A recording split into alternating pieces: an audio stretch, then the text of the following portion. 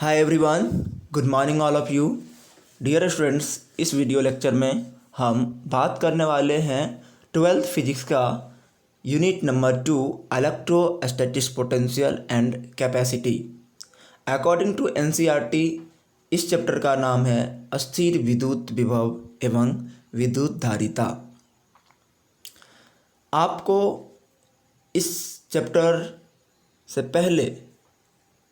पहला यूनिट था electrostatic force and field. Electrostatic force और फील्ड की जानकारी होना अति आवश्यक है यूनिट नंबर 2 को समझने के लिए।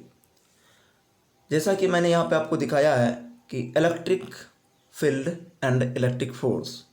इलेक्ट्रिक फील्ड क्या होता है? किसी भी सोर्स चार्ज के चारों ओर का वह रीजन जहाँ पर दूसरे चार्ज के द्वारा अट्रैक्शन और रिपल्सन फोर्स को फील किया जाता है वो होता है electric field. And electric field एक हाइपोथेटिकल रीजन होता है और जिससे एक टर्म्स का जन्म हुआ था इलेक्ट्रिक फोर्स का। इलेक्ट्रिक फोर्स अट्रैक्टिव और रिपल्सिव नेचर का था, ये कंजर्वेटिव था और ये दोनों वेक्टर क्वांटिटी है। Electric force and electric field दोनों का दोनों वेक्टर क्वांटिटी था और इन दोनों की हेल्प से मैंने चार्ज के मोशन को डिस्कस किया था। आज उसी को दूसरे फॉर्म में पढ़ने वाले हैं, स्केलर फॉर्म में। स्केलर फॉर्म में हमारे बीच आने वाला है यूनिट नंबर 2 में ईपीई अर्थात electric potential energy and electric potential पढ़ने वाले हैं। लेकिन सबसे पहले जैसा कि आपने इलेक्ट्रिक फील्ड समझ के इलेक्ट्रिक फील्ड से जन्म होता है इलेक्ट्रिक फोर्स का, वैसे ही यहाँ पे इलेक्ट्रिक पोटेंशियल का जन्म होगा ईपीई से। और ईपी क्या होता है? तो ईपी होता है electric potential energy. Electric potential energy को केयरफुली समझने के बाद आप आसानी से समझ सकते हैं इलेक्ट्रिक पोटेंशियल को। इलेक्ट्रिक पोटेंशियल एनर्जी अगर पढ़ते हैं, क्लियरली समझ आते हैं, तब जाके आपको समझ में आएगा इलेक्ट्रिक पोटेंशियल। तो चलिए हम इनको ईपी को जानते हैं कि क्या होता है ईपी, इसको कैसे डिफाइन किया जाएगा और इसका दो चार्ज को अगर लाते हैं किसी सिस्टम में तो ईपी की वैल्यू क्या होगी। तो डियर फ्रेंड्स, ईपीई और इलेक्ट्रिक पोटेंशियल दोनों का दोनों स्केलर क्वांटिटी है। पोटेंशियल हो या पोटेंशियल डिफरेंस हो या इलेक्ट्रोमोटिव फोर्स हो जिसको ईएमएफ कहते हैं या ईपीई हो, किसी भी प्रकार के एनर्जी हो या वर्क डन हो, ये सारा का सारा स्केलर क्वांटिटी है। और इन सभी टर्म्स के हेल्प से भी हम चार्ज के मोशन को डिस्कस करते हैं। किसके मोशन को? चार्ज के मोशन को डिस्कस करते हैं। जैसा कि मैंने यहाँ पे लिखा है, आप देख रहे होंगे कि दोनों की हेल्प से discuss the motion of charge. आप फोर्स और फील्ड के हेल्प से भी चार्ज को के मोशन को डिस्कस कर रहे थे और यूनिट नंबर फर्स्ट में एंड यूनिट नंबर सेकेंड में भी ईपी और पोटेंशियल डिफरेंस ईएमएफ की हेल्प से आप चार्ज के मोशन को डिस्कस करेंगे। बस दोनों में अंतर इतना ही है कि यूनिट नंबर 1 में वेक्टर क्वांटिटी की हेल्प से चार्ज के मोशन को डिस्कस कर रहे थे एंड यूनिट नंबर 2 में स्केलर क्वांटिटी की हेल्प से चार्ज के मोशन को डिस्कस करने वाले हैं हम लोग। तो यहाँ पे तो दोनों स्केलर क्वांटिटी है और स्केलर क्वांटिटी कौन सी मैथमेटिक्स को फॉलो करती है आप कमेंट बॉक्स में बताना नहीं भूलिएगा। प्रश्न क्या है कि स्केलर क्वांटिटी किस मैथमेटिक्स को फॉलो करती है? अगर आपको पता है तो आप कमेंट बॉक्स में लिखना ना भूलना। एंड वेक्टर क्वांटिटी कौन सा मैथमेटिक्स को फॉलो करती है ये भी आप बताना ना भूलना। चलिए, तो हम सबसे पहले ईपी की बात करें। ईपीई जिसे डिनोट करते हैं कैपिटल यू से और हिंदी में होता है अस्थिर विद्युत ऊर्जा या अस्थिर विद्युत ऊर्जा कह सकते हो या विद्युत अस्थितिज ऊर्जा। क्या होता है? विद्युत, हिंदी होता है विद्युत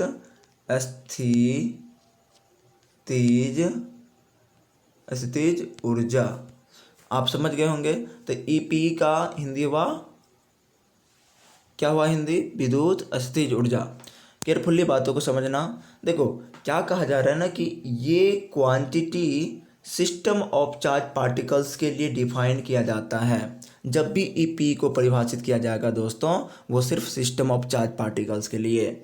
यानी अगर आप हमसे पूछोगे कि sir system of charge particles क्या होता है, तो सिस्टम ऑफ चार्ज पार्टिकल्स का मतलब हुआ, सिस्टम ऑफ चार्ज पार्टिकल्स का मतलब इतना ही है कि कम से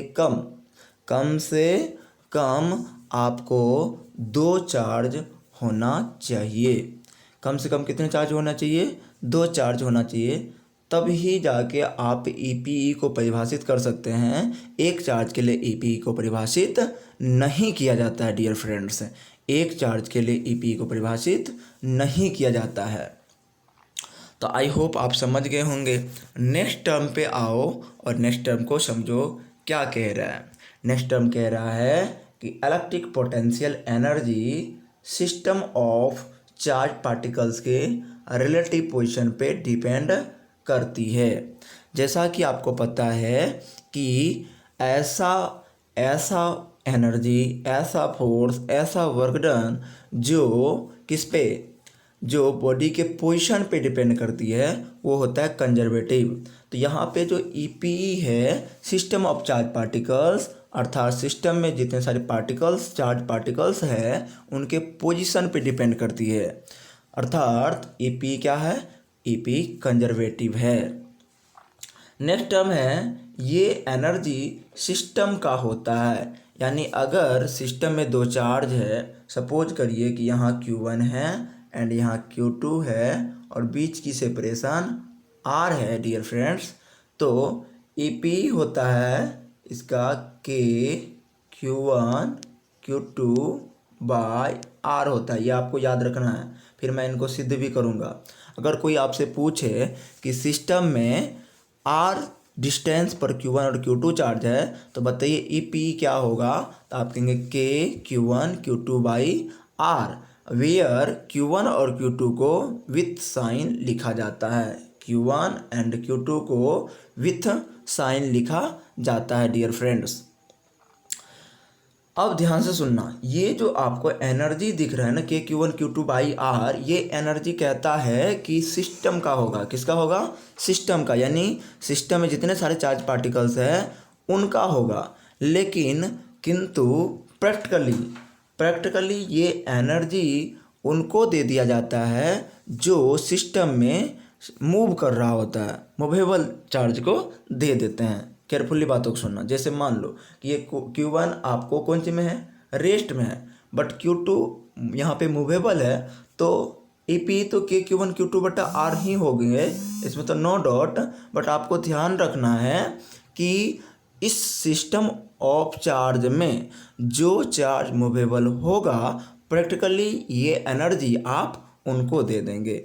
मानिए सपोज करिए कि किसी सिस्टम में मोनू और सोनू नाम का चार्ज पार्टिकल्स है, तो उसका होगा ईपी के मोनू इंटू सोनू बाई मोनू सोनू के बीच की दूरी।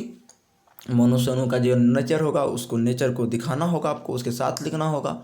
लेकिन एक बड़ी बात, अगर मान लो मोनू बैठा है, सोनू मूवेबल है सिस्टम में, तो जितना सारा एनर्जी होगा प्रैक्टिकली वो सोनू को दे दिया जाता है। तो आई होप आप इन टर्म्स को आप समझ गए होंगे। चलिए हम नेक्स्ट बात करें, नेक्स्ट पॉइंट पे आ जाएं। नेक्स्ट पॉइंट वही है कि ईपी चार्ज पार्टिकल्स के नेचर पर डिपेंड करती है। नेचर पे तो डिपेंड करता ही है कि ईपी में जितने सारे चार्ज है उसको नेचर के साथ लिखा जाता है। माइनस है तो माइनस देना होगा, प्लस है तो प्लस देना होगा। अर्थात अगर सिस्टम में दो लाइक चार्ज होगा ना, तो पोटेंशियल एनर्जी प्लस में प्राप्त हो जाएगी। जैसे दोनों प्लस Q1 यहाँ है, प्लस Q2 यहाँ है, समझे फ्रेंड्स, R दूरी पे, तो इनकी ईपी प्लस में होंगे। अगर दोनों माइनस है तो भी पोटेंशियल एनर्जी कौन सी में होगा? प्लस में ही होगा, क्योंकि माइनस, अगर माइनस माइनस है तो आप समझ रहे होंगे कि क्या हो जाएगा? माइनस गुना माइनस प्लस हो जाएगा। अर्थात मेरा कहना ये हुआ फ्रेंड्स कि लाइक चार्ज अगर आपको मिलेंगे तो आप पोटेंशियल एनर्जी कौन सी मिलोगे? प्लस में ले लोगे। कौन सी में ले लोगे? प्लस में। और इस लाइक चार्ज में अगर दोनों चार्ज के बीच की दूरी को बढ़ाओगे, दोनों चार्ज के बीच की दूरी को क्या करोगे? R को क्या करोगे? बढ़ाओगे, तो U जो है ना, U क्या होगा? घटेगा। ये कब के लिए सत्य है? ये सिर्फ लाइक चार्ज के लिए सत्य है, बट अनलाइक चार्ज में याद रखना, अगर आर को तुम बढ़ाओगे तो एनर्जी भी क्या होगा, बढ़ेगा। एनर्जी क्या होगा, बढ़ेगा। कब, अनलाइक चार्ज में, क्योंकि अनलाइक चार्ज में एक प्लस होगा और एक माइनस होगा, और प्लस इंटू माइनस क्या हो जाएंगे, माइनस हो जाएंगे। और इस स्थिति में अगर आप दोनों चार्ज के बीच की सेपरेशन को इंक्रीज करते हो तो पोटेंशियल एनर्जी भी इंक्रीज कर जाएगी। अगर आप सेपरेशन दोनों चार्ज के बीच की डिक्रीज करते हो तो पोटेंशियल एनर्जी डिक्रीज कर जाएगी। और आप इन सब टर्म्स को यूनिट 1 से ही केयरफुली देखे थे, तो यहाँ तो आपको कहीं दिक्कत होगा ही नहीं। आ जाओ नेक्स्ट टर्म पे, ईपीई में B positive, negative and zero. Carefully बातों को समझिएगा। यहाँ कहा जा रहा है कि इलेक्ट्रोस्टैटिक पोटेंशियल एनर्जी धनात्मक भी हो सकता है, ऋणात्मक भी हो सकता है और जीरो भी हो सकता है। धनात्मक कब होगा, जब सिस्टम में सारा चार्ज पार्टिकल्स लाइक होंगे तो क्या हो जाएंगे, तो धनात्मक हो जाएंगे। एंड सिस्टम में अगर चार्ज पार्टिकल्स अनलाइक है तो हमारा ईपी क्या हो जाएगा, नेगेटिव हो जाएगा। एंड बड़ी बात एक और है कि अगर ध्यान सुनना, अगर चार्ज पार्टिकल्स इन्फिनाइट पे है तो उनकी ईपी कितनी होती है, जीरो होती है। उनकी पोटेंशियल भी जीरो होती है और उनकी इलेक्ट्रिक फील्ड भी जीरो होती है। तो आई होप आप सभी समझ गए होंगे कि अगर इन्फिनाइट पे कोई चार्ज पार्टिकल्स है तो उसकी इलेक्ट्रिक पोटेंशियल एनर्जी जीरो होती है, पोटेंशियल जीरो होती है, इलेक्ट्रिक फील्ड जीरो होती है। अब नेक्स्ट है बात कि यदि सिस्टम में Q1 Q2 नामक दो चार्ज r डिस्टेंस पर सेपरेट हों तो बताइए ईपी क्या होंगे। तो अभी मैंने बताया था ईपी होगा K Q1 Q2 by are, जहाँ Q1 Q2 को राइट विथ साइन, Q1 और Q2 को आपको यहाँ पे चिन्ह के साथ लिखना है फ्रेंड्स। नेक्स्ट टर्म क्या है, ध्यान से केयरफुली सुनना। नेक्स्ट है लाइक चार्ज में डिस्टेंस अगर आप डिक्रीज करोगे तो ईपी इलेक्ट्रिक पोटेंशियल एनर्जी क्या हो जाएंगे बाबू, इनक्रीज कर जाएंगे। ये सिर्फ वैलिड किसके लिए है, लाइक चार्ज के लिए। फिर कहा रहा है एंड तथा अगर डिस्टेंस को इनक्रीज करोगे तो ईपी क्या हो जाएंगे, ईपी डिक्रीज कर जाएंगे। समझ गए, किसके लिए, लाइक चार्ज के लिए। लाइक चार्ज मतलब दोनों चार्ज या तो पॉजिटिव है या तो नेगेटिव है। इस कंडीशन में आर के बढ़ने से यू घटता है और आर के घटने से यू बढ़ता है। यू मतलब ईपीई। एंड जस्ट हमारा एक टर्म्स नीचे और दिख रहा है कि अनलाइक चार्ज, अर्थात एक प्लस है और एक माइनस है। इस कंडीशन में अगर दोनों चार्ज के बीच की दूरी को आप डिक्रीज करते हो तो ईपी क्या कर जाता है, ईपी भी डिक्रीज कर जाती है। एंड सेपरेशन को अगर इंक्रीज करते हो तो ईपी भी इंक्रीज कर जाती है। चलिए नेक्स्ट टर्म पे आ जाते हैं अपन। ईपीई ऑलवेज कंजर्वेटिव फोर्स के लिए ही डिफाइन किया जाता है। बहुत अच्छा, अभी मैंने आपको बताया था ईपी चार्ज पार्टिकल्स के पोजीशन पे डिपेंड करती है, जिससे सिद्ध हो गया था कि ईपी कंजर्वेटिव फोर्स के लिए ही डिफाइन किया जाता है। ईपी कंजर्वेटिव फोर्स के लिए डिफाइन किया जाएगा, ईपी कंजर्वेटिव वर्क डन के लिए ही डिफाइन किया जा सकता है। तो आप मेरी बातों को केयरफुली समझते चलो, और जहाँ डॉट आता है तो आपको कोई दिक्कत ही नहीं है, आप फ़ोन करके पूछ सकते हो। एंड नेक्स्ट है the charge in potential energy is given by following equation. Charge potential energy का कुछ समीकरण यहाँ पे दिया है। देखिए delta U equal to negative of W electric force बोलिए, या इलेक्ट्रिक फोर्स को हम कंजर्वेटिव फोर्स वर्क डन भी कहते हैं। तो ध्यान से सुनना, ये है W C, delta U equal to, जहाँ डब्लू सी को कहते हैं work done by conservative force, and W U equal to negative of electric force भी उसे ही लिखा जाता है, कंजर्वेटिव को work done by electric force. अब कुछ बच्चे इस कन्फ्यूजन में होंगे कि ये कैसे लिख दिए, मैं इनको भी समझाऊंगा, केयरफुली बातों को सुनना। मैं आगे बढ़ता हूँ लेकिन हर एक टर्म्स आपको समझाने वाले हैं। अब डेल्टा यू जो दोस्त लिखा था ना, delta U equal to negative of W conservative या डब्लू इलेक्ट्रिक, हम डेल्टा यू को पढ़ते हैं चेंज इन पोटेंशियल एनर्जी या electric potential energy. So delta U को लिखा जाएगा यू फाइनल, कैपिटल यू लिखिएगा, यहाँ मिस्टेक हो गया है, कैपिटल यू फाइनल घटो यू इनिशियल, यानी कि final EP minus initial EP equal to negative of W conservative या डब्लू इलेक्ट्रिक।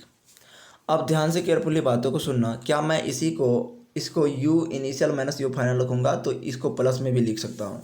इसको अगर उल्टा कर दें, ऐसे लिख दें you initial minus you final, तो हम ये कंजर्वेटिव को वर्कडन को कौन से में लिख सकते हैं, प्लस, तब ये हो जाएगा अपने आप।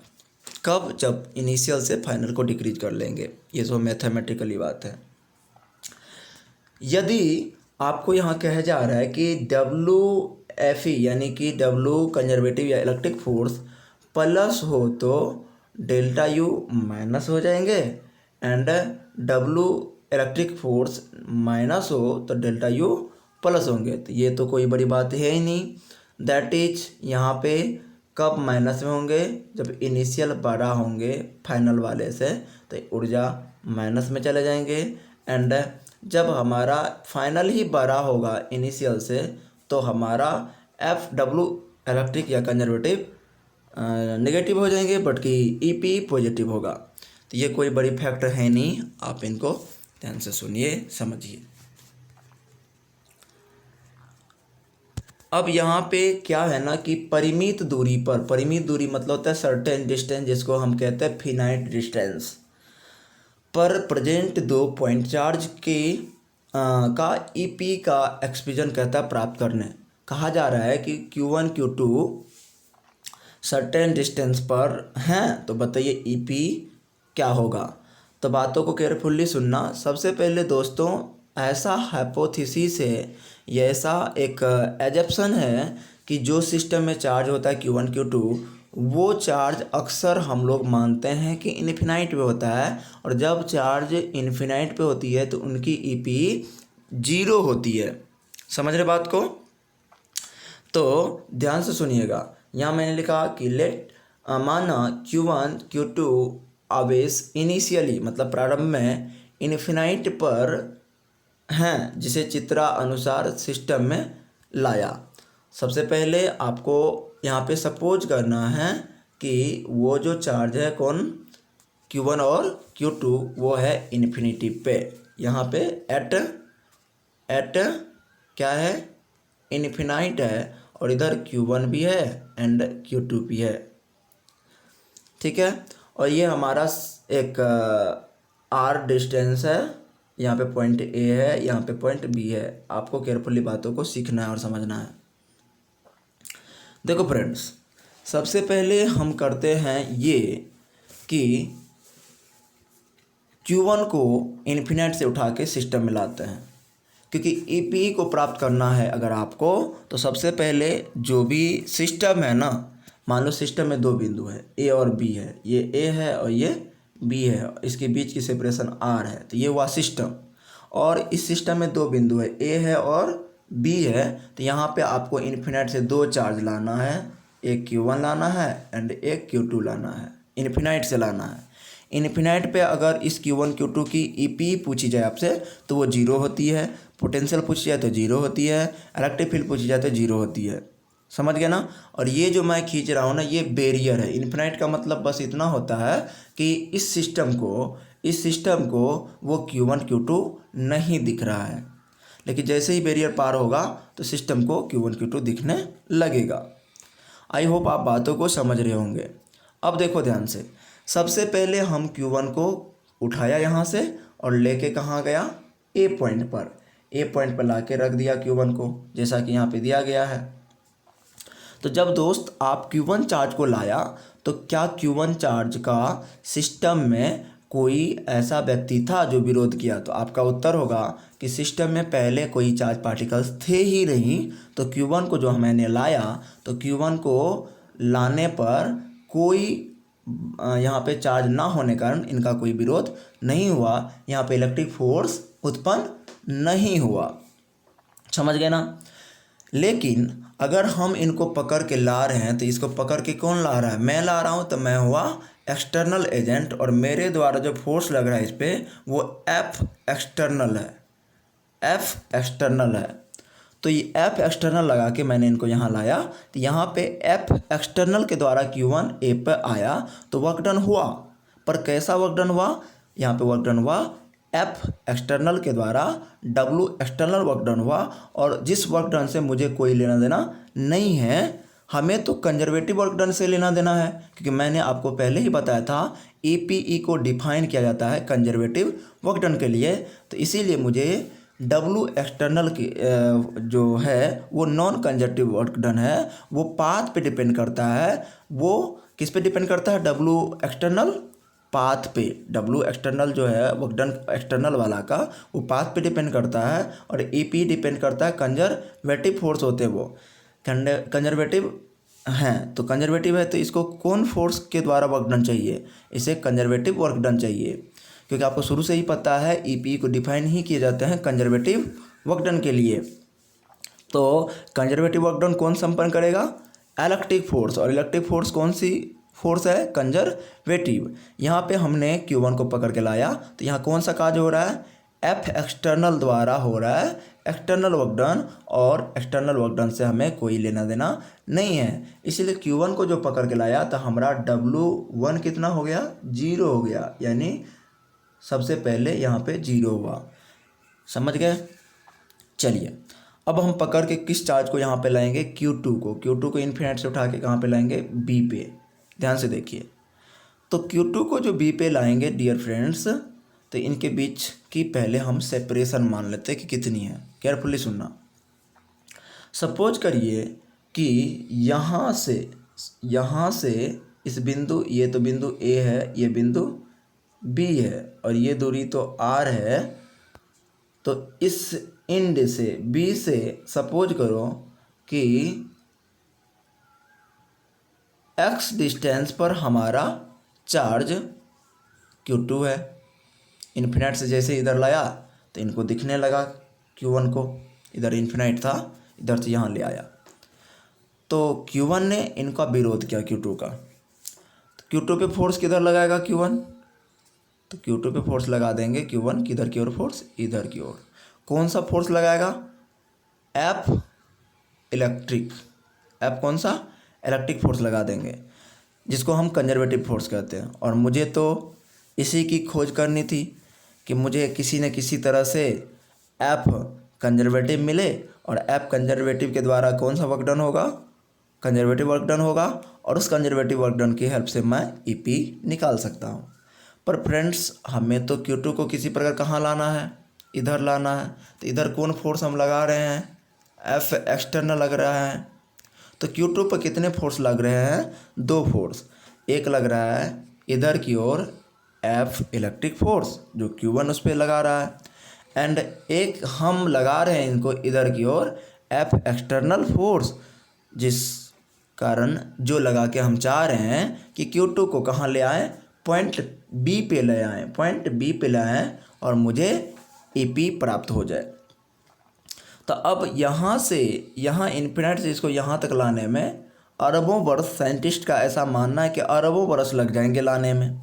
तो क्या आप तब तक में उसको कैसे यहाँ पे लाओगे। तो वैज्ञानिक लोगों ने क्या किया, सबसे पहले इस Q2 को थोड़ा सा डिस्प्लेस कराया इधर की ओर।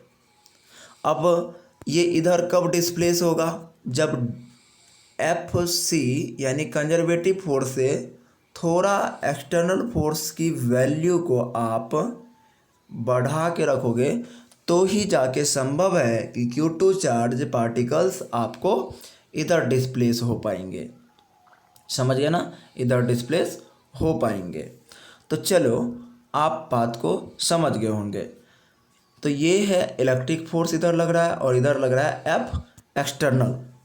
तो मुझे EP डिफाइन करने के लिए किससे बहुत ज़्यादा दोस्ती करना है, F इलेक्ट्रिक से, यानी कंजर्वेटिव फोर्स से। कंजर्वेटिव फोर्स द्वारा जो वर्क डन होगा वो कंजर्वेटिव वर्क डन होंगे। जबकि एफ एक्सटर्नल द्वारा जो वर्क डन होगा वो एक्सटर्नल वर्क डन होंगे और उस एक्सटर्नल वर्क डन से मुझे कोई लेना देना नहीं है। हाँ, ये ज़रूरी है कि हम एफ एक्सटर्नल को थोड़ा सा ज़्यादा करेंगे क्योंकि मुझे चार्ज Q2 को डिस्प्लेस करा के हमें पॉइंट बी तक लाना है। पॉइंट कहाँ तक लाना है? बी तक लाना है।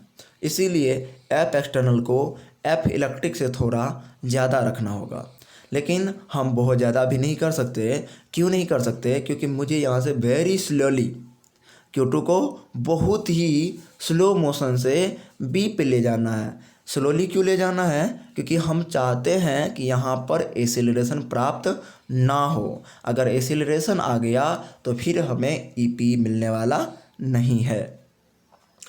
चलो डियर फ्रेंड्स, तो सपोज करो कि यहाँ पे अरबों बरस लग जाएंगे Q2 को पॉइंट बी पे लाने पे, इसीलिए मैंने सोचा कि चलो इतना सा डिस्प्लेस कराया, इतना डिस्प्लेस कराया, तो यानी कितना डिस्प्लेस कराया?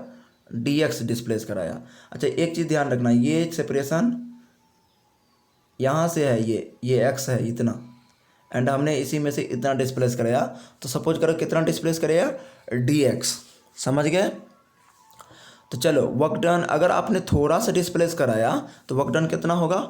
बहुत कम बनेगा, जिसको dw लिखते हैं। d मतलब बहुत कम वर्क डन।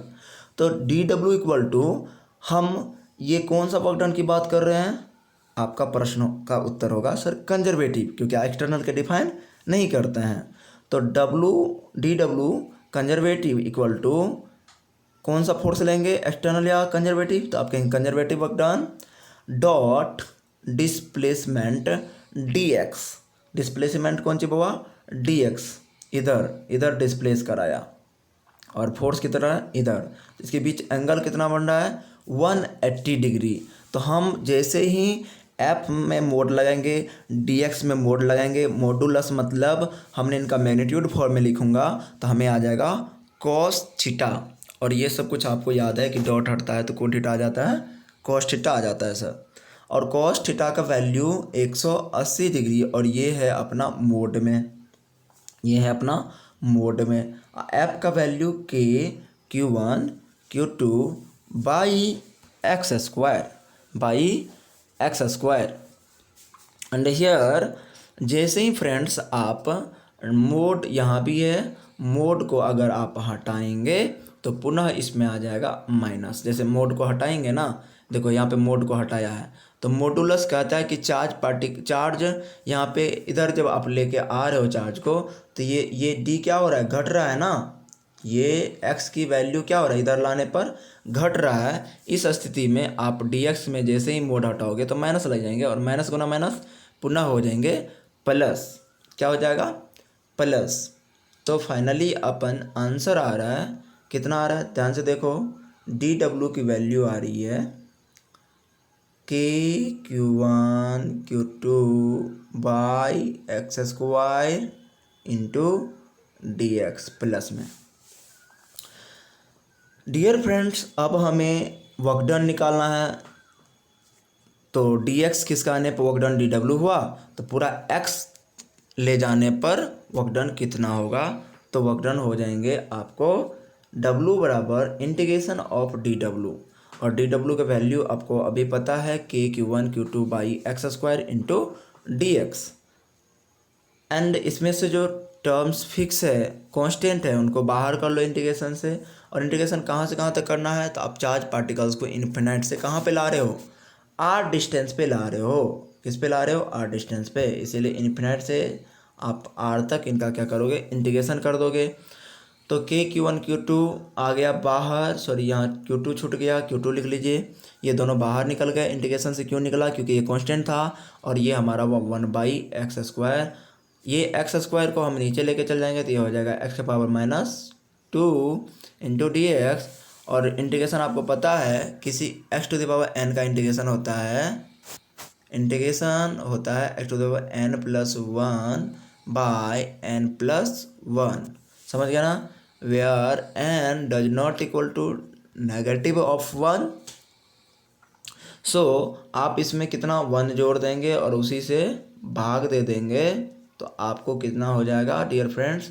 आपको हो जाएगा finally x to the power -1। By -1, और कहाँ से कहाँ तक इंटीग्रेशन, इन्फिनाइट से आर तक इंटीग्रेशन। चलिए, तो ये सारा टर्म्स आप समझ गए होंगे।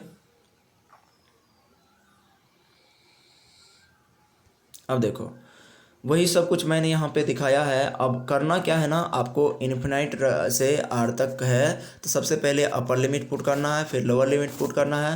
तो चलिए हम बारी बारी से इसमें पुट करें। माइनस को बाहर ले लिया जाए और 1/r माइनस 1/इन्फिनाइट, 1/इन्फिनाइट 0 होता है। तो हमारा फाइनली जो आंसर है दोस्त, हमारा फाइनली जो आंसर है वो आपको दिख रहा होगा कि आ गया हमारे बीच फाइनल आंसर। कितना आ गया है, के माइनस Q1 Q2/r। ये है conservative work done. Conservative work done कितना निकला, -Q1 Q2/r। तो ये तो वर्क डन कंजर्वेटिव वाला हुआ। एक बात सुनो ध्यान से, न्यूटन का थर्ड लॉ, यहाँ पे अपना Q2 था तो Q1 के कारण इस पे फोर्स किधर लग रहे थे, इधर लग रहे थे, एफ इलेक्ट्रिक या एफ कंजर्वेटिव। और इसी पॉइंट पर वर्क डन अपन एक्सटर्नल किधर लगा रहे थे, इधर।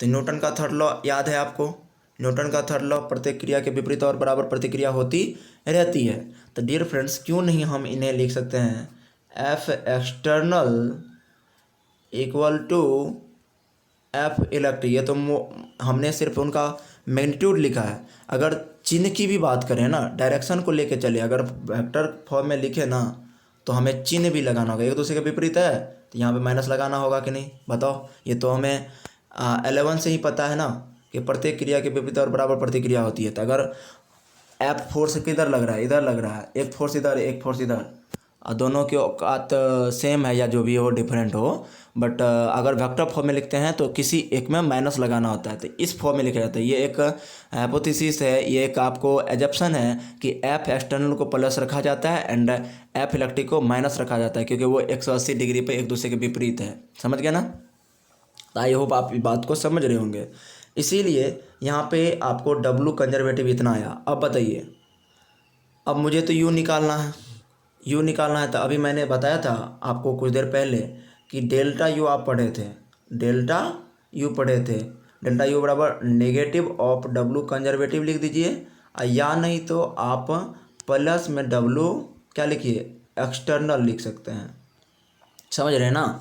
तो हमें तो एक्सटर्नल से लेना देना है नहीं, तो हमें यू, डेल्टा यू बराबर यू फाइनल माइनस क्या होता है, U initial equal to negative of W conservative. W conservative की वैल्यू कितनी है, -K Q1 Q2/r। तो यहाँ पे पुट करोगे तो माइनस गुना माइनस क्या हो जाएंगे, बताओ, प्लस हो जाएंगे। तो फाइनली आंसर क्या आ जाएगा, फाइनली आंसर तो अपन यही ना आएगा कि U final minus U initial equal to, अपन आंसर आ रहा है K Q1 Q2/r and U final minus U initial कितना, Q1 Q2 जो इन्फिनाइट पे इनिशियली था तो उस समय ईपी कितनी थी, 0, बराबर K Q1 Q2/r। तो देखो फाइनली आंसर कितना आया, बताओ, फाइनली आंसर कितना आया, यू फाइनल आया K Q1 Q2/r। तो थोड़ा आपको मैंने डीपली यहाँ पे बताया। तो यानी आंसर कितना आया, आंसर आया ईपी बराबर K Q1 Q2/r। आई होप आप इस हर एक टर्म्स को समझ गए होंगे, आप इन्हें प्रूव भी कर लेंगे। एंड नोट पॉइंट पे ध्यान देना। नोट पॉइंट क्या कह रहा है, नोट पॉइंट कह रहा है कि अगर दोनों लाइक चार्ज है, अगर दोनों लाइक चार्ज है तो लाइक चार्ज अगर है दोस्त, यहाँ भी माइनस है, यहाँ भी माइनस है, तो दोनों लाइक चार्ज है, यहाँ प्लस है, यहाँ भी प्लस है, तो लाइक चार्ज हो ना, तो अपन ग्राफ कुछ ऐसा मिलेगा। यहाँ आर है, ये ईपी है, तो ये होगा पैराबोलिक, क्योंकि के Q1 Q2/r यू बराबर होता है, अगर ये सब कांस्टेंट हो जाए तो constant K Q1 Q2 constant हो जाए तो हमारा फार्मूला आएगा U प्रोपोर्शनल 1/r। और r को अगर अपन इनफिनाइट कर दे तो u हो जाएंगे 0, और अगर r को 0 कर दें तो u हो जाएगा इनफिनाइट। और इस कंडीशन में तो ऐसा ही ग्राफ खींचा जाएगा। एंड अगर हमारा जो चार्ज है वो अनलाइक हो, क्या हो दोस्त, अनलाइक। अनलाइक का मतलब एक प्लस हो और एक माइनस हो, बीच की सेपरेशन आर हो। आर मतलब दूरी, दूरी मतलब ऑलवेज पॉजिटिव। तो ये हम एक ग्राफ ड्रॉ करें तो इधर नेगेटिव यू होंगे, इधर पॉजिटिव यू होंगे, तो हमें तो अब वर्क डन नेगेटिव में ही मिलने मिलेंगे ना फ्रेंड्स। ई पी तो नेगेटिव मिलेंगे, तो दूरी तो हमेशा प्लस, तो इसीलिए यहाँ पे प्लस मिलेंगे और ये ग्राफ यहाँ दिखेगा नेगेटिव के लिए। तो ये आप समझ गए होंगे। चलिए अब हम नेक्स्ट बात करें नोट नंबर थर्ड की। नोट नंबर थर्ड का आ रहा है वही बात, एफ एक्सटर्नल प्लस में होगा जबकि एफ इलेक्ट्रिक माइनस में होगा। ये तो मैंने आपको अभी ही एजप्शन बताया था कि यहाँ पे अगर Q2 चार्ज है फ्रेंड्स, इस पर एक इधर लग रहा है Q1 कारण एफ इलेक्ट्रिक यानी कंजर्वेटिव, एंड एक तुम लगा रहे हो इधर खींच रहे हो सिस्टम में लाने के लिए, एक्सटर्नल लगा रहे हो। तो यहाँ पे दो दो वर्क डन होती है, एक एक्सटर्नल वर्क डन, एक कंजर्वेटिव वर्क डन, और दोनों न्यूटन के थर्ड लॉ से एक दूसरे के विपरीत होते हैं, जिसको वेक्टर फॉर्म में एफ एक्सटर्नल प्लस में लिखे जाते हैं जबकि एफ इलेक्ट्रिक माइनस में लिखे जाते हैं। इसीलिए हम W external equal to negative of W conservative भी लिखा करते हैं। एंड अब हमारा है कि in electrostatics as charges are displace very slowly. ये तो आपको पहले से ही पता है कि इलेक्ट्रोस्टैटिक्स में चार्ज को वेरी स्लोली ले जाया जाता है। यानी वेरी स्लोली कब जाता है, जब हमारा एक्सटर्नल फोर्स इलेक्ट्रिक यानी कंजर्वेटिव फोर्स से छोटू सा ज़्यादा होता है। छोटू सा ज़्यादा मतलब बहुत ही कम। जैसे अगर हमारा इलेक्ट्रिक फोर्स 5 हो ना, तो हमें एक्सटर्नल फोर्स चार्ज पर कितना लगाना होगा सिस्टम में लाने के लिए, 5.001 न्यूटन। तब जाके हमारा चार्ज वेरी स्लोली मोशन करते हुए सिस्टम में आना शुरू कर देंगे, और तब हमें प्राप्त होंगे दो प्रकार के वर्क डन, एक कंजर्वेटिव वर्क डन और एक एक्सटर्नल वर्क डन। हम कंजर्वेटिव फोर्स को वर्क डन को लेकर के ईपी को डिफाइन कर लेंगे, हम कंजर्वेटिव वर्क डन को लेकर के ईपी को डिफाइन कर लेंगे आसानी से। आ जाइए friends, delta U equal to जो बताया था पहले, W external negative of W electric एक ही हुआ, U final minus U initial बराबर डब्ल्यू एक्सटर्नल लिख सकते हैं, जबकि U final minus U initial बराबर डब्ल्यू नेगेटिव ऑफ कंजर्वेटिव लिख सकते हैं। जब अगर इस नेगेटिव को आपको ख़त्म करने का मन हो तो आप इसे ही लिख सकते हो, you initial minus you final बराबर डब्ल्यू इलेक्ट्रिक यानी कंजर्वेटिव वर्क डन। तो आई होप आप समझ गए होंगे कि मैंने इनिशियल और फाइनल करूँगा तो हमारा नेगेटिव और जो कंजर्वेटिव वर्क डन है वो प्लस हो जाएंगे। आइए नेक्स्ट टर्म हमारे पास एक प्रॉब्लम्स आया है और अच्छा प्रॉब्लम्स है। देखो, if 2 point charge is plus 20 microcoulomb and minus 30 microcoulomb, है ना, separate by 10 centimetre. So separation को इंक्रीज कर दिया 20 सेंटीमीटर। बताइए आपको वर्क डन में इंक्रीज कितना हुआ, कितना इंक्रीज कर गया वर्क डन, या वर्क डन में क्या चेंजेज आया। तो पहले हमारी बातों को केयरफुली आप समझिएगा। हम सबसे पहले आपको थ्योरी एक बता रहे हैं, सुनिएगा। सपोज करिए कि इनिशियली यहाँ पे Q1 है, यहाँ पे Q2 है और इनके बीच की दूरी इनिशियली R1 है। तो अपन इनका U जो होगा, इनिशियल U क्या होगा बताइएगा। तो आपका आंसर होगा Q1 Q2 बाय R1 होगा फ्रेंड्स, यस। एंड अगर हम R को बदल दिया, यानी फिर क्या किया, ध्यान से सुनना, यहाँ Q1 था, यहाँ Q2 था, एंड बीच की सेपरेशन को अब कर दिया R2, चेंज कर दिया, तो EP भी चेंज हो जाएंगी। EP होंगे U2 इक्वल टू के Q1 Q2 बाई R2, समझ गए होंगे। अब मुझे ये बताओ, चेंज इन पोटेंशियल एनर्जी अगर आपसे मैं पूछूं तो आप क्या कहोगे कि delta U equal to U final minus U initial. Similarly यहाँ पे तो वर्क डन पूछा है, तो अब बड़ी बात ये है फ्रेंड्स कि सर वर्क डन कौन सा निकालना है, एक्सटर्नल वर्क डन निकालना है या इलेक्ट्रिक वर्क डन निकालना है, क्योंकि वर्क डन तो दो को होंगे कि नहीं। अभी तो हमने थ्योरी में बताया था कि जब किसी चार्ज पार्टिकल्स को सिस्टम में ला जाती है तो दो एक को लाते हैं तो एक्सटर्नल होता है जो हमको लेना देना नहीं है, जबकि दूसरा को लाते हैं तो मेरे पास दो वर्क डन हो जाता है, एक एक्सटर्नल वर्क डन हो जाता है और एक कंजर्वेटिव वर्क डन हो जाता है। तो हमें अब ये सोचना मजबूरी है यहाँ पे कि हमें तो कह दिया कि वर्क डन में चेंजिंग बताओ, तो सबसे पहले डेल्टा डब्लू जो निकालेंगे तो डेल्टा डब्लू बराबर सूत्र होगा डब्लू फाइनल घटो डब्लू इनिशियल। बट कौन सा डब्लू निकाले यहाँ पे, एक्सटर्नल वर्क डन निकाले कि कंजर्वेटिव वर्क डन निकाले। तो फ्रेंड्स याद रखना आज के बाद तुम्हें यहाँ पे हमेशा ध्यान रखना है कि डब्लू अगर कहे निकालने के लिए तो एक्सटर्नल ही निकाला जाएगा। क्या निकाला जाएगा, एक्सटर्नल ही निकाला जाएगा। हाँ, अगर प्रश्न में ऐसा लिखा है कि मुझे कंजर्वेटिव वर्क डन निकालना है तब आप वहाँ से निकाल सकते हैं। तो आई होप आप समझ गए होंगे। तो यहाँ पे पहले इस सूत्र को हम कंप्लीट कर लेते हैं। यू फाइनल बताओ, तो डेल्टा यू बराबर यू फाइनल बताना मुझे, यू फाइनल, हाँ यू फाइनल का वैल्यू के Q1 Q2 by R2 minus रुको एक मिनट, क्या है ना, delta U equal to U final minus U initial.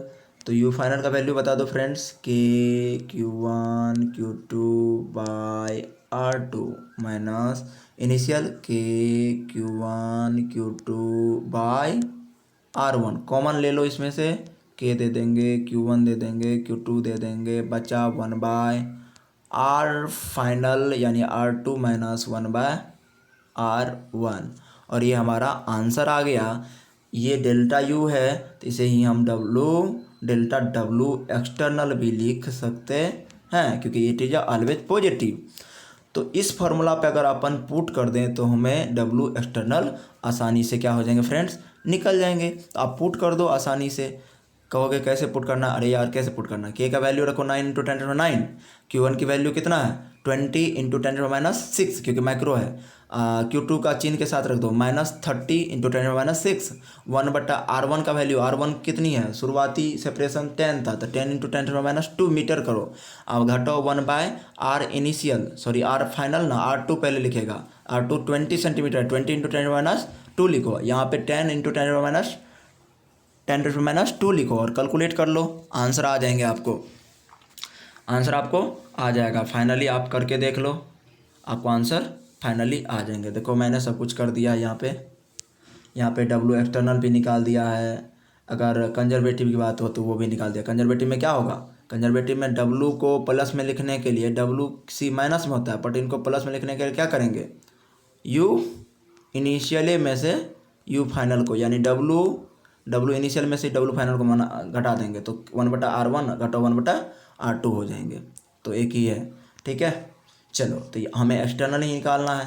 तो ध्यान से देखो केयरफुली फार्मूला को, U final minus U initial, U final minus U initial, तो U final minus U initial, carefully देखो क्या है फार्मूला। ये मैंने अभी आपको बताया था, ये फार्मूला सिद्ध किया था।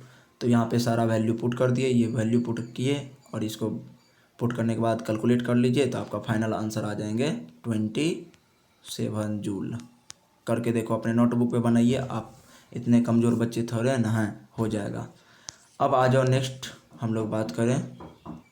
अब नेक्स्ट प्रॉब्लम्स हमारे बीच है कि 2 पॉइंट चार्ज है और वो 2 पॉइंट चार्ज का वैल्यू 20 माइक्रोकुलम एंड -30 माइक्रोकुलम है और वो दोनों शुरुआत में इनिशियली 10 सेंटीमीटर की दूरी पे था। यदि दोनों ये दूरी को 20 सेंटीमीटर के द्वारा, अब देखो बड़ी बात यहाँ पे है, प्रश्न में लगल है के द्वारा, ठीक है, के द्वारा बढ़ा दी जाए तो बताइए वर्क डन ज्ञात करिए। अब बताइए यहाँ पे डायरेक्ट आपसे वर्क डन में परिवर्तन पूछ रहा है, चेंज इन वर्क डन, तो कौन सा वर्क डन निकालेंगे, तो आपके दिमाग में आ गया होगा कि एक्सटर्नल निकालना है, एक्सटर्नल वर्क डन। हाँ, एग्जाम में अगर बोलता है कि आपको इलेक्ट्रिक तो ही इलेक्ट्रिक निकालना है, समझ गए ना।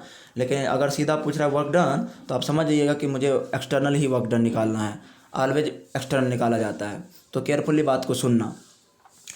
देखो यहाँ पे प्रश्न में ना एक बड़ी बात लिखा था के द्वारा, और के द्वारा का अंग्रेजी हो जाता है आपको बाई, है ना। तो अंग्रेजी में अगर क्वेश्चन आएगा तो उसमें बाय लगल होगा, और जैसे ही आप देखिएगा बाय तो आपको एक चीज़ समझ जाना है कि शुरुआती सेपरेशन तो 10 था लेकिन फाइनली सेपरेशन कितना हो गया, फाइनली 30 हो गया। आपको ये 30 कैसे हो गया, तो देखो बढ़ाया कितना, 20 के द्वारा बढ़ाया, तो पहले वाला 10 है ही, अब 20 के द्वारा बढ़ा दिया तो 20 10 30। यही चीज़ यहाँ पे बड़ी बात है, प्रश्न में के द्वारा लगा है तो कहानी का फर्मा ही चेंज हो जाता है। तो मैंने यहाँ लिख दिया कि अगर आपको एग्जाम में अप टू लिखल हो तो आप जो शुरुआती था वो इनिशियल, इससे पहले प्रश्न बनाए थे वो अप टू वाला था। अप टू वाला में कहीं पे आप देखिए क्वेश्चन में था के द्वारा नहीं था, तो उसमें क्या था, इनिशियली 10 सेंटीमीटर ले लिए थे, आप फाइनल सेपरेशन कितना ले लिए थे 20 सेंटीमीटर।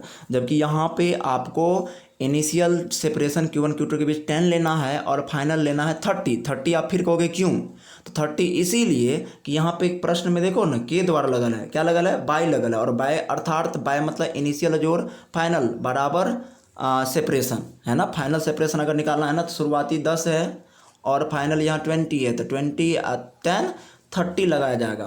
तो ध्यान से केयरफुली सुन लो। अभी हमने आपको क्या बताया था, फार्मूला बताया था, याद करो। हमने बताया था W external change in W external बराबर बताओ W final minus W initial. W final कितना हुआ, के Q1 कॉमन ले लिए थे, Q2 कॉमन ले लिए थे, तो अपन आंसर आया था 1/R फाइनल यानी R2 घटो 1/R इनिशियल यानी R1 आया था। इसमें पुट कर दीजिए, कैलकुलेट कर लीजिए, आंसर सिंपल है, बन जाएंगे आपसे। और ये जो किसी ने, मेरा स्टूडेंट्स ही है जिसको ऑफलाइन पढ़ाया गया था, उन्होंने क्या किया, पहले इनिशियल वाला निकाल लिया एनर्जी -54 जूल इसको निकला, एंड फिर फाइनल में 30 रख के बनाया तो उनको निकला है -18 जूल, समझ गए ना। और फिर ये इन्होंने क्या किया, डब्लू एक्सटर्नल बराबर यू फाइनल घटो यू इनिशियल करके 36 जूल निकाल लिया है। तो आपकी मर्जी, आप जैसे बनाओ, आंसर तो 36 जूल ही आना है। आ जाओ नेक्स्ट प्रॉब्लम से। यदि Q1 Q2 Q3 को इन्फिनाइट से उठा करके, ऑब्वियसली इन्फिनाइट से ही चार्ज लाते हैं, इन्फिनाइट से उठा करके फिगर मतलब सिस्टम में ABC पर क्रमशः रखी जाएं तो नेट वर्क डन ज्ञात करें। अब फिर आपसे वर्क डन पूछ रहा है, तो आप ही बताइए कौन सा वर्क डन पूछ रहा होगा। हाँ, एक्सटर्नल वर्क डन ही तो पूछे जा रहे होंगे, तथा नेट EP ज्ञात करिए, नेट EP ज्ञात करिए। केयरफुली देखो, अब देखो यहाँ पे थोड़ा इलेक्ट्रिक लिख देना चाहिए, इलेक्ट्रिक ही पूछा है, इलेक्ट्रिक वर्क डन पूछा है। तो चलो, सब चार्ज कहाँ होंगे बताइएगा, सभी चार्ज होंगे इन्फिनाइट पे, Q1 Q2 एंड Q3। तो सबसे पहले Q1 को उठा के लाओ, Q1 को लाओ, यहाँ Q1 आ गया तो वर्क डन कितना हुआ, तो W1 हो गया 0, W1 हो गया 0, क्योंकि एक चार्ज के लिए EP डिफाइन होता नहीं है। तो W1 कितना हो गया, कंजर्वेटिव पहले निकालना है, तो कंजर्वेटिव यहाँ पे हो गया 0। Q2 को लाए कहाँ पे, B पे, तो ये दोनों ने विरोध किया, तो इसका सूत्र हो जाएंगे K Q1 Q2 बाय बीच की दूरी बोलो, बीच की दूरी y दिए हैं, एंड Q3 को लाइए यहाँ पे C पे। तो Q3 को जैसे ही लाइएगा, तो Q3 को लाइएगा तो प्रिंसिपल ऑफ सुपरपोजिशन से आप देखोगे तो आपको A पर जो चार्ज है Q1 और B पे जो Q2, ये दोनों मिलके C पर रखे चार्ज का क्या करेगा, विरोध कर देंगे, है ना, रेसिस्ट करेगा, उनको विरोध करेगा। इस प्रकार से Q3 को लाने पर अपन W3 में दो वर्क डन मिलेंगे। एक मिलेंगे आपको कौन सी, यहाँ निगेटिव लगाइए, एक मिलेंगे K Q1 Q3 by X, और एक मिलेंगे K Q2 Q3 by Z। और सबको फिर क्या कर लीजिए, सबको ऐड कर लीजिए। तो सबको ऐड कर लेंगे तो अपन फाइनल आंसर देखो ना, सारा का सारा W2 W3 निकाला, और सबको फिर W नेट बराबर जोड़ दीजिए तो आपका आंसर आ जाएंगे। तो ये सब सिंपल है। अगर फिर भी कहीं डॉट वॉट है तो आप आसानी से मेरे से डाल के इस पर कर लीजिए, डिस्कस कर लीजिए, हम आपको यहाँ से बता देंगे। फिर डेल्टा यू निकाला, delta U equal to formula था नेगेटिव ऑफ डब्लू कंजर्वेटिव, और डब्लू कंजर्वेटिव हमारा निकल के आया था, कितना आया था देखिए, negative of K Q1 Q2 Q3, ये सब ये है किसको, पहला वाला को लाने से ये सबको ऐड करने पर हमारा नेगेटिव पॉजिटिव हो जाएंगे, यहाँ पे माइनस कर दिए तो डेल्टा यू आ जाएंगे फाइनल इतना, और डेल्टा यू बराबर U final minus U initial. तो इनिशियल वर्क डन कितना, एनर्जी कितना है 0, तो यू फाइनल हमारा आ गया K Q1 Q2 by Y plus Q1 Q3 by X plus Q2 Q3 by Z answer. ये सब बहुत सिंपल प्रॉब्लम है, इसमें उतना टाइम लगाइएगा तो दिक्कत है आपको। आज जो नेक्स्ट क्वेश्चन, यदि 10 माइक्रोकुलम एंड -10 माइक्रोकुलम का चार्ज 40 सेंटीमीटर पर प्रेजेंट है तो ईपी ज्ञात करिए। सिंपल प्रॉब्लम है, देखो Q1 गिवन है, Q2 गिवन है, R गिवन है, ईपी फाइंड आउट करना है। और ईपी बराबर आपको पता है क्या होता है, Q1 Q2 बाई R। तो हमने सारा कुछ पुट कर दिया और कैलकुलेट करके आया -2.25 जूल। और ये बहुत ही इंपॉर्टेंट है बिहार बोर्ड के लिए, इस सवाल को आप करके जाओगे। आज जेई का एक प्रश्न देख लेते हैं।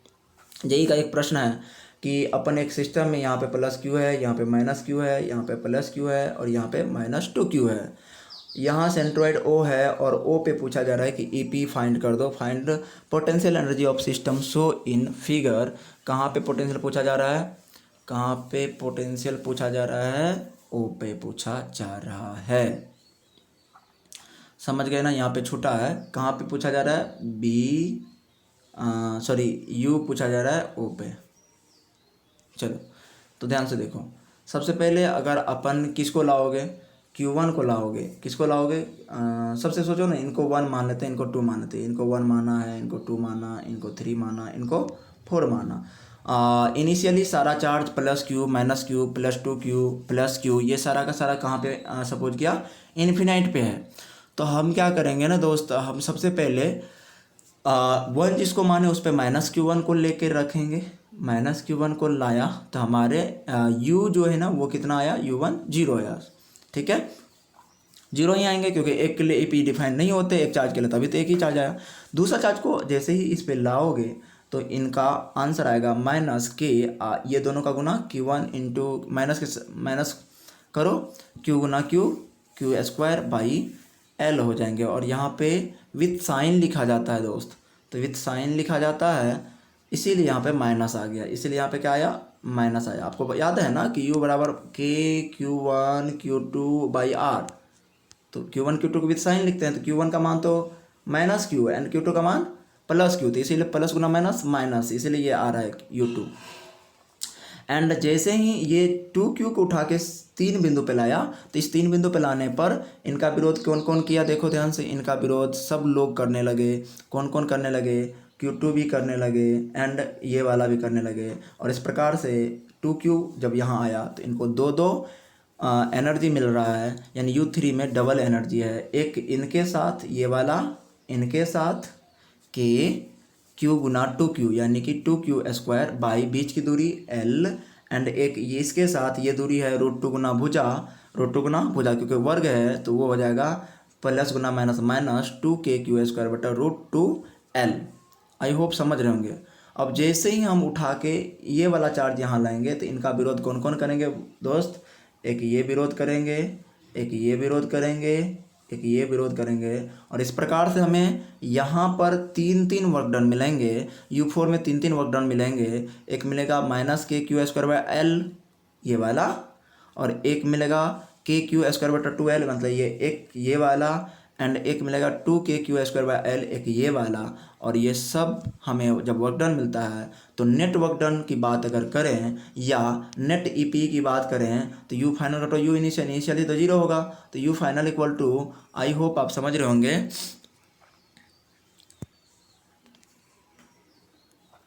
सबको जोड़ दीजिए U1 + U2 + U3 और फाइनल आंसर आपका बन के आ जाएंगे। ये चीज़ आप कर सकते हो, सब कुछ कर लो तो आपका आंसर कितना आएगा, देखो ध्यान से, आपका आंसर आएगा KQ² बाई L √2 -1 बाई √2। तो ये सब मैथमेटिकल है और आसानी से आप कर सकते हैं। जेईई मेंस 2019 में देखो एक सवाल था, एडवांस में भी 2000 में आया था, 2 बार ये प्रश्न पूछे गए कि 3 चार्ज Q और q are placed a vertex of a right angle. देखो राइट एंगल के वर्टेक्स पे रखा है चार्ज, 3 चार्ज है, समझ गया ना। यहाँ पे है +Q, यहाँ पे है q, यहाँ पे है q, ये A है, ये भी A है, तो बताओ ये कितना होगा, √2 गुना भुजा हो जाएगा। और बहुत ही सिंपल प्रॉब्लम है। सिमिलरली बना लो, 1 2 3 4 गिन लो, सबको उठा के लाओ और जोड़ लो, आपको आंसर आ जाएंगे। Q इक्वल टू नहीं, अच्छा और भी प्रश्न में एक बात लिखा है कि फाइनली बात को ध्यान से केयरफुली समझ लो कि वो कह रहा है आपको कि इलेक्ट्रोस्टैटिक्स एनर्जी जो है ना वो 0 है। तो आपको करना क्या ना, इनका जब ईपीई निकल जाए तो उस ईपीई को फाइनली सिस्टम का जीरो कर देना। और यहाँ पे आपसे पूछा जा रहा है कि बड़का क्यू का मान बता दो, कैपिटल क्यू आसानी से निकल के आ जाएंगे और वो आएंगे negative of √2 small Q by √2+1। तो ईपीई को हमने पूरा ख़त्म कर दिया यहाँ पे। और इस वीडियो लेक्चर में तो ईपीई की बात किए थे। अब नेक्स्ट वीडियो लेक्चर में हम बात करेंगे पोटेंशियल की। तो ये पहला टॉपिक ख़त्म हुआ ईपीई किसका, यूनिट 2 का। और नेक्स्ट टॉपिक हमारा होगा पोटेंशियल। पोटेंशियल पे 3 वीडियो लेक्चर आएंगे। उसके बाद आता है ग्राउंडिंग ऑफ अर्थिंग या earthing of grounding, earthing of conductor, जो कि 2 वीडियो लेक्चर चढ़ा हुआ है, 1 वीडियो लेक्चर और आएगा। It's okay, bye.